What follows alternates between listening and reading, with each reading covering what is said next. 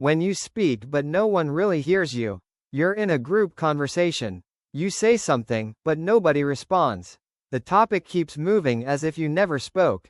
Sometimes someone even repeats your exact point later, and suddenly everyone reacts. That moment feels confusing, almost invisible, like your words existed but didn't register in people's minds. This happens to many people, and the first assumption is usually personal. Maybe I'm boring, or people don't respect me. But conversations don't work only on content. They run on attention, timing, perception, and social signals. If those signals are weak, your message never gets processed, no matter how correct or interesting it is. Human brains filter massive amounts of information every second. In a group setting, people unconsciously decide whose voice deserves focus. This decision often happens before they even understand what is being said. So being ignored is rarely about intelligence. It's about how your presence is perceived in the moment. In this video, we'll break down the real reasons people overlook someone in conversations and how small behavioral patterns silently control attention. By the end, you'll understand why it happens and how communication can instantly change once the signals change. People listen to presence before words. In conversations, attention doesn't start with language, it starts with presence. Before anyone processes what you say, their brain evaluates how important you seem in that moment. Posture, eye direction, voice entry, and timing send signals that decide whether your words will even be noticed. If your voice enters softly, overlaps awkwardly, or sounds unsure, the brain categorizes it as background noise. Not intentionally, but automatically. Humans constantly rank incoming sounds by priority. A confident entry feels relevant, while a hesitant entry feels optional. Once categorized as optional, your words struggle to compete with louder or clearer speakers. This is why sometimes you say something logical yet it disappears, while another person says a simpler idea and everyone reacts. The difference wasn't the idea, it was the delivery signal. People reacted to certainty, not complexity. So being ignored often begins before you finish your first sentence. Attention follows perceived importance, and perceived importance comes from how you start speaking, not only what you say. Timing controls attention. Even a strong statement fails if it arrives at the wrong moment. Conversations move in rhythm, almost like music. There are openings where the brain expects input, and there are overlaps where new input gets rejected automatically. If you speak during an overlap, people don't consciously ignore you. Their brain simply never processes the words. Many people start speaking while someone else is finishing. The result is split attention. Listeners stay focused on the person who already had the floor, because the mind prefers continuity. Your sentence enters as interference, so it fades out instantly. It feels like people dismissed you, but in reality they never fully heard you. On the other hand, speaking right after a pause changes everything. When a gap appears, the brain searches for the next speaker. Whoever fills that gap becomes the new focus. The same sentence delivered in a pause suddenly receives attention and responses. So conversation success isn't just clarity, it's synchronization. When your words match the natural gaps in discussion, they register. When they don't, they disappear, no matter how good they are. Volume signals confidence to the brain. People don't consciously measure confidence, but their brain constantly estimates it through sound. Not loudness alone, but firmness. A stable, steady volume tells listeners the speaker expects to be heard. An unstable or fading volume tells them the message is optional. If your voice drops at the end of sentences, the brain interprets uncertainty. Listeners unconsciously shift attention elsewhere because the speaker sounds like they're unsure whether the point matters. Even correct ideas lose priority when delivered with declining energy. This is why some individuals can say very simple things yet command attention. Their voice maintains consistent strength from start to finish. The brain associates consistency with importance, so people instinctively listen longer.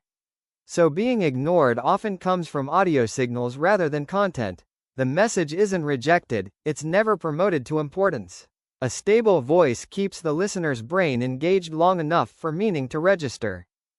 Overexplaining reduces interest. When people feel unheard, they often try to fix it by adding more words. They repeat, expand, clarify, and justify their point in the same moment. But attention works in the opposite direction. The longer a sentence runs without pause, the harder it becomes to follow. Listeners prefer clear, contained ideas.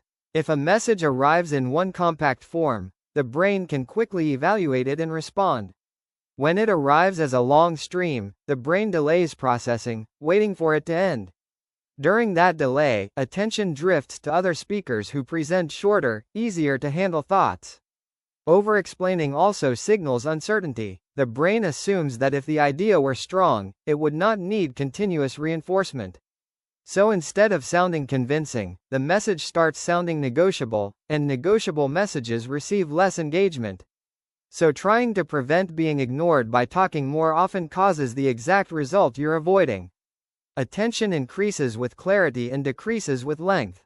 Short, complete thoughts invite reaction. Long defensive ones invite silence. Eye contact directs the listener's brain. In group discussions, people don't only follow sound, they follow direction.